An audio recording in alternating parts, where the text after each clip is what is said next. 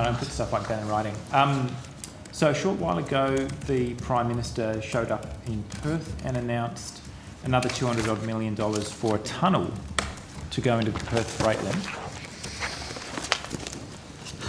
Now, I'm really interested to know, as forensically as you can identify for us in a step-by-step manner, how this act of genius came to be and what visibility you folks had of it before it was announced.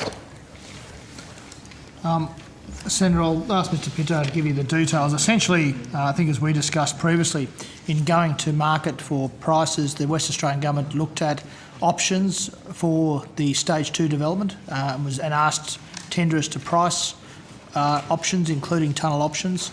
My understanding is that process took place and the Western Australian Government brought forward a proposal and took the decision to incorporate the tunnel option into Stage 2 of the project.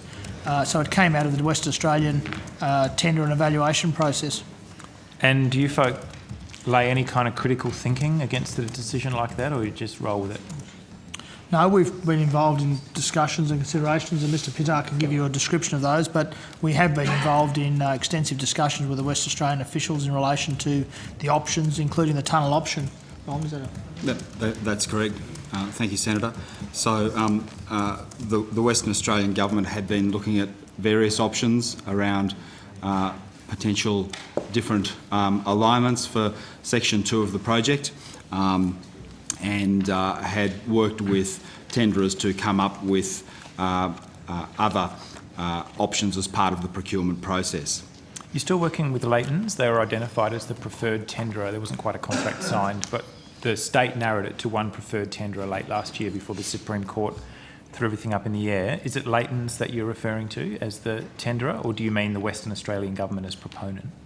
I believe that Leightons is one of the consortia, so that the Western Australian Government has been asking preferred tenderers, and I think that the other other tenderer as well to look at options around the Section 2 of the tunnel. Late in 2015, other tenderers were actually set aside, and Leightons was announced as the preferred supplier. Yeah. If you're making an announcement to us that estimates tonight that other tenderers are still in the mix, No, I'm just giving you the opportunity to be I'm not clear. going to do that, Senator. I'm not doing that. I think it must be Leightons. Yeah.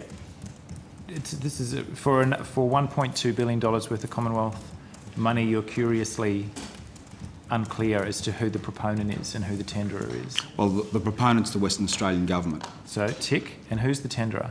I don't have all that detail in front of me, Senator. I believe it's Leightons. It's a reasonably basic detail. All right, we'll take your word on that.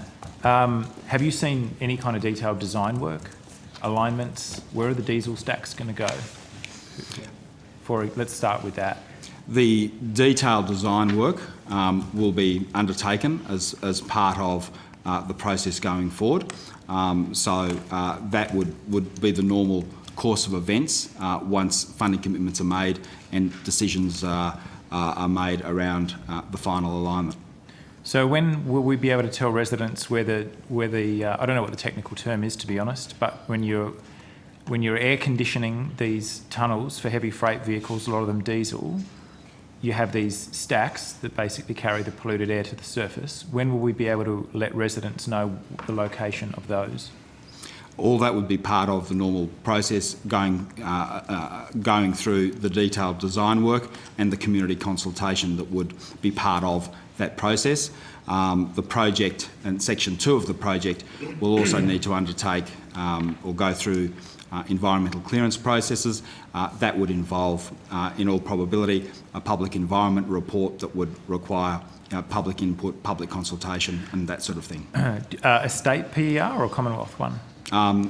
It would require both, in all probability, a state as well as clearance under federal requirements. Federal environmental law? That would be the expectation. What's the national trigger? I recognise you're not here repping for the Enviro Department, so you can keep it top line, but what's the federal environmental trigger that you would imagine would be enlivened by a project like this? I'm not going to comment on that.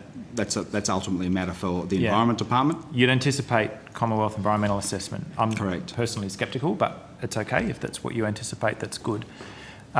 Will information on impacts on local traffic and air pollution into the local airshed be considered commercial in confidence, or will residents be informed as to what's actually in play?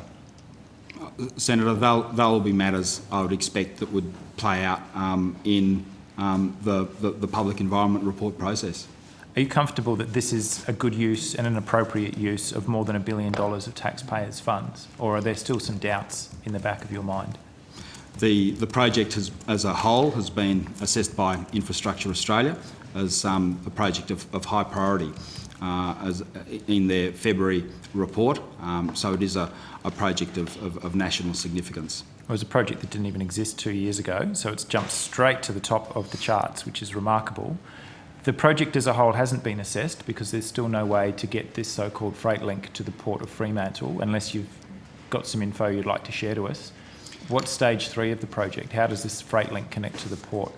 Well, the project as it stands at the moment has been assessed by Infrastructure Australia as delivering significant benefits. So it's removing in the order of 13 or 14 sets of traffic lights. So the benefit costs of the project are as the project currently stands, and that's the project that has been assessed by IA. That's what Senator Ludlam said. How does it get to the port? How does the freight link get to the freight terminal? Well, it uses the existing facilities that are there. The expectation is that the current Stirling Bridge, with some modifications around priority with traffic lights and lane reconfiguration, some modest reconfiguration will provide adequate levels of service up until about 2026. Have you actually been to the intersection that we're discussing? Do you know? Look, I have, Senator. You have? And do you believe that assessment, that that's the case? I'm comfortable that that's the assessment. Oh my. Oh, good. It just gets worse and worse, doesn't it? Yeah, it does. That we could have... Look, my personal view doesn't really, to be perfectly... That's fair enough. You know, it was probably a question that I should have been pulled up on. Your personal feelings aren't the question here. What modelling have you seen that gives you comfort that we're not actually creating a $2 billion truck car park in East Fremantle? Or what can you show us on an evidence base as to what is going to happen at the very end of the freight link, where you tip this entire funnel of heavy freight vehicles and other vehicles into a set of traffic lights at the bridge? Yes, really. Yeah, really. It is really. Okay, righto. Your name's on this too, Sean. So I'll start engaging. yeah, Righto. you better. We just- Go ahead. Any evidence at all? Because you're quite correct to pull me up. This is not about your feelings. What evidence do you have?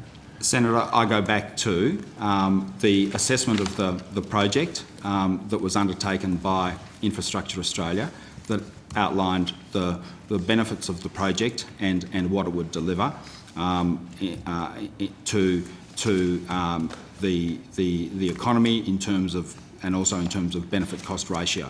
So Infrastructure Australia weren't able to assess stage 3 of the freight link because it didn't exist at the time they did the assessment. Bring it to South Australia.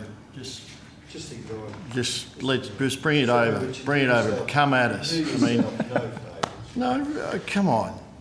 Time's really We short. live there. Time is not short. This is where we live.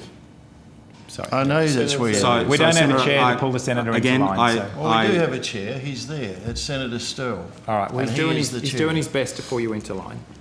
Sorry. So, Sorry, Mr. Fitter. Senator, if I may, I'll go back to the point that I made earlier in relation to the intersection of Stirling Highway and Canning Highway. The advice from the Western Australian Government is that with some relatively modest reconfiguration of that intersection, that intersection will provide an adequate level of service up until 2026. Stuff now. It's not your assessment. I understand you're drawing on work elsewhere, but that is patently ridiculous. It just doesn't work like You got that. a question? That intersection is already incredibly congested. You're proposing to funnel traffic into that area. I wouldn't mind confirmation. I think it was probably you at the table, and it would have been the estimates before last. We were talking about the PPRs, the project proposal reports, and you clarified for us, you were reasonably unequivocal, that funding would not leave the Commonwealth into the state of Western Australia's bank account until you had all of the PPRs for all stages of the project on your desk. Can you just confirm for me that that was you? I'm reasonably sure that that was... Can you recall that conversation? I can recall discussing project proposal reports. Yep. I believe I would have said that Commonwealth funding is released on the basis of project proposal reports. Yeah. All right. Rather than trying And to make you recall word for word. I don't believe I would have said necessarily that it depended on having project proposal reports for everything, but I believe I would have talked about project proposal reports. Yeah. So just spell it out for us how this works. We've got a 3-stage project. Stage 1 through the wetlands and Banksia Woodland. Stage 2 is now the tunnel. Is there a PPR for stage 3, whether it just be the traffic light upgrades or whatever you're proposing to do? Now, I want to be clear about Go ahead. definitions on stage 3. There is a third stage to Freight Link, which relates to a pinch point on the Roe Highway around where Orrong Road joins Freight Link. Now, that's not the stage 3 that you're talking about, I believe. Right. Is that what you would be calling stage 3? Well, that's the definition at the moment. So you're talking about a different stage 3. I'll call it stage 4 if you want. If it's an upstream pinch point, I guess that's neither here nor there. I'm talking about the pinch point at the very end where this entire thing terminates. I think you know the point that I'm making. The area you're talking about. Yep. So have you seen a PPR for that? No, we haven't, Senator. So how can you fund stages 1 and 2 if you haven't seen the final stage? Because, as I mentioned earlier, the proposal as it currently stands relates to stages 1 and 2, the Row 8 component and the connection from Row 8 through to the Stirling Canning Highway intersection. And that's the project that's currently before government, and government has made a decision to fund. Okay. I've just been sent, because of some quick footwork back in the office, the exact wording. I'll read it back to you if you like. This was from last October. I put to you, if the state came back seeking more than 100 million for that third stage across the river, we'll call it stage 4 if you want, I don't mind, but for the final link into the harbour, then under the process we would assume that a PPR would need to be produced. And you replied, word for word, for any additional stages of the project, we would expect to see a project proposal report for any additional scope. That does sound rather different to what you're telling me now. You're saying for the time being, we'll upgrade the traffic lights at Stirling Bridge and she'll be right for another 10 years. I think what you're talking about there is a larger scope of works for the crossing. We would expect to see that in a PPR. I would also expect that when we see a project proposal report for Section 2, that it would also encompass a level of works around the intersection of Stirling Highway and Canning Highway. Yep. Okay. So that's what you're calling stage 2? Modest civil works. That's like turning circles on High Street and that kind of stuff. It might be lane prioritisation, signal prioritisation, some lane widening, sort of thing. I'll wrap up because the Chair's been quite indulgent in terms of time. So this is my last one. You haven't seen the PPR for stage 2 yet for the tunnel, is that correct? That's correct. Okay. So can you confirm... We wouldn't expect to at this stage. Yep, only just announced. Can you confirm for us then that the Commonwealth appropriation both for stages 1 and 2 has not yet been transferred to the Western Australian Government? We can confirm that. That was confirmed earlier in the hearings today. It was, okay. Thanks very much for your time. Thanks, Chair. Righto. Well, now, Senator